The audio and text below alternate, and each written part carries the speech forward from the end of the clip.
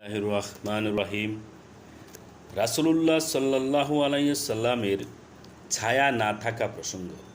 সমকালীন মুসলিম সমাজের দিনদার মুসলিমদের মধ্যে সুপ্রসিদ্ধ বিশ্বাস যে রাসূলুল্লাহ সাল্লাল্লাহু আলাইহি সাল্লামের কোনো ছায়া ছিল না।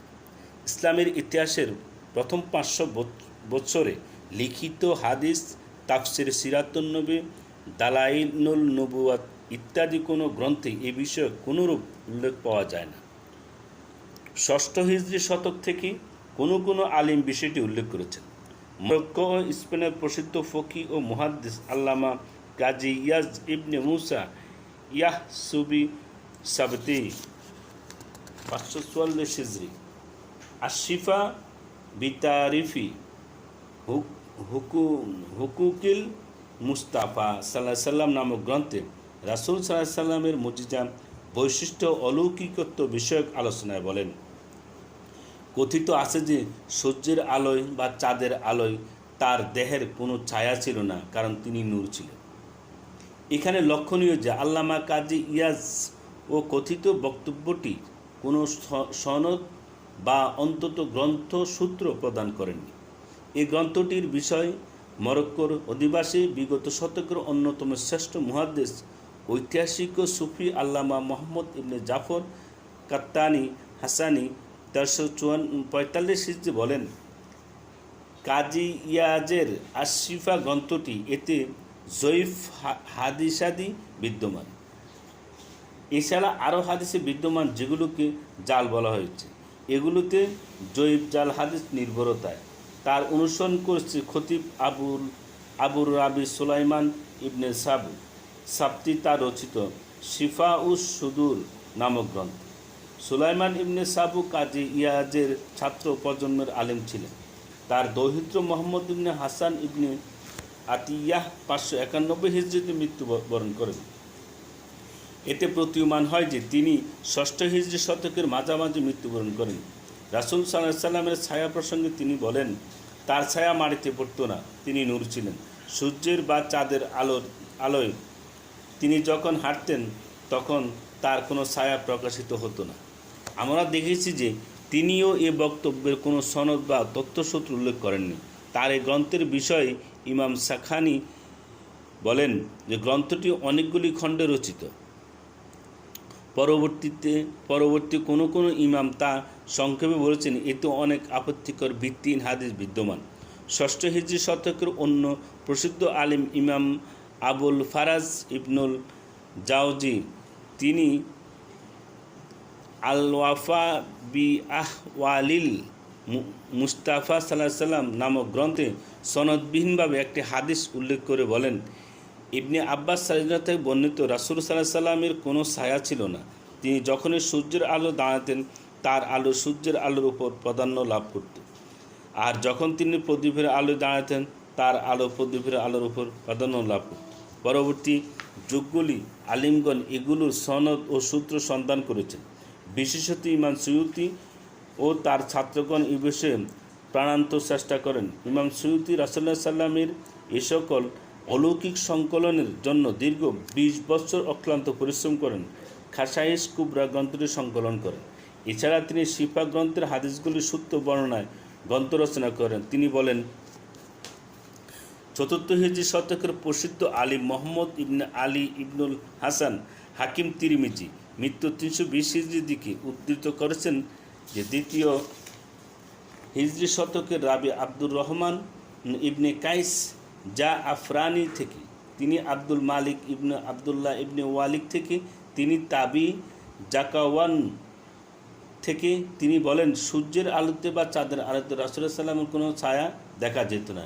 ইমাম সুয়ুতির ছাত্র আল্লাহ মোহাম্মদ ইবনে ইউসুফ শামী তার রচিত প্রসিদ্ধ সিরাত গ্রন্থ সুবুলুল হুদা ওয়ার রাশাদ ফি সিরাতি খাইরিল ইবাদ তিনি লিখেছেন যে তিনি 3 শতাধিক গ্রন্থ অধ্যয়ন করে এই গ্রন্থটি রচনা করেছেন এবং এটি তার সারা জীবনের সাধনার ফল। এই গ্রন্থে তিনি বলেন, জাকওয়ান রহমতুল্লাহ আলাইহি বলেন, সূর্যের ও চাঁদের আলো রাসূলুল্লাহ সাল্লামের ছায়া দেখা যেত না। হাকিমি তিরমিজি কথাটি সংকলন করেছেন। তিনি বলেছেন, এর অর্থ হলো যে কোনো কাফির তার ছায়া প্রদর্শিত করতে না পারে। যেন কোনো কাফির তার ছায়া প্রতিরোধ করতে না পারে, কারণ এতে তার অপমাননা হয়।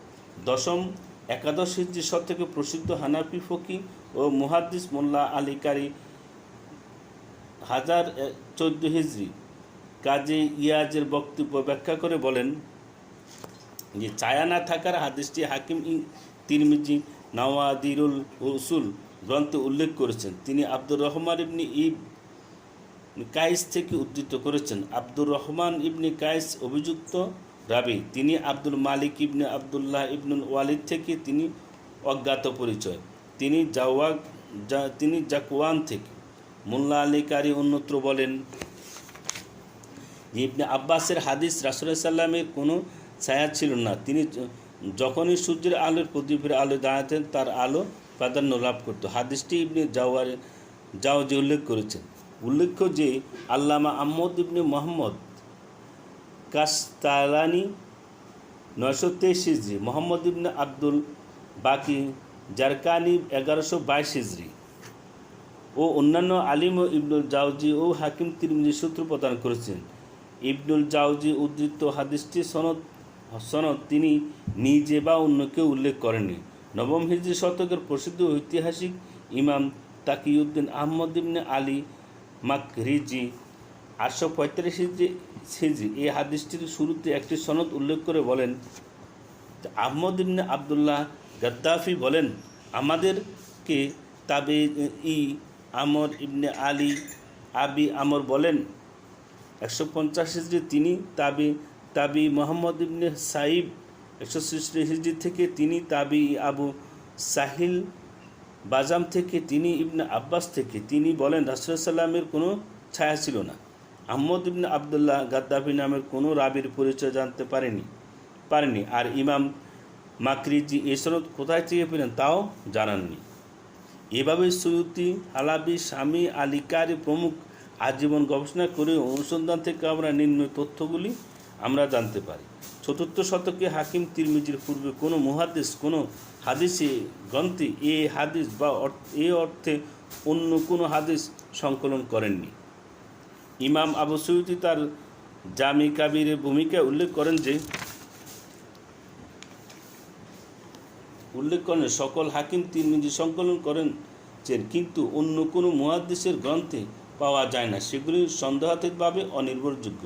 আমরা দেখেছি যে মোল্লা আলী কারি, আবু জাফর সিদ্দিক অন্যান্য মুহাদ্দিস হাকিম তিরমিজির গ্রন্থগুলির জাল হাদিসে পরিপূর্ণ হওয়ার কারণে সেগুলি পড়তে নিষেধ করেছেন। হাকিম তিরমিজির গ্রন্থগুলি জাল হাদিসে পরিপূর্ণ হওয়ার কারণে সেগুলি পড়তে নিষেধ করেছেন। আব্দুর রহমান জাফরানি থেকে শতাধিক বৎসর সময়ে হাদিসটি কে বা কারা বর্ণনা করেছেন হাকিম তিরমিজিকে শুনালেন তা তিনি বলেননি।